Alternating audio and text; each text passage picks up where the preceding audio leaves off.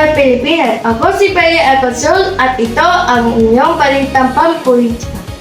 Isa sa pangunahing usapin sa bansa ngayon ay ang mga birth control projects at ang tamang paggamit ng pondo ng bayan. Na ito ang ating field reporter para sa karagdagan ni Tali.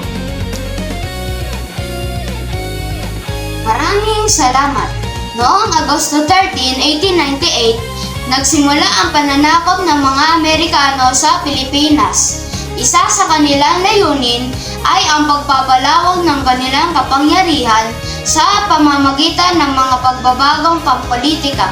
Ipinakilala nila ang demokrasya kung saan nagkaroon ng pagkakataon ang mga Pilipino na magkaroon ng mga halal na pinuno tulad ng mayor, gobernador at konsehal.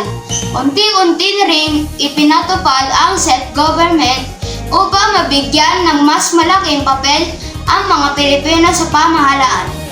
Ipinatupad din ang iba't ibang batas at ang konstitusyon ng 1935 bilang gabay sa pamamahala ng bansa. Bukod dito, itinatag ang civil service upang magkaroon ng maayos na sistema sa pagpili ng mga empleyado ng pamahalaan.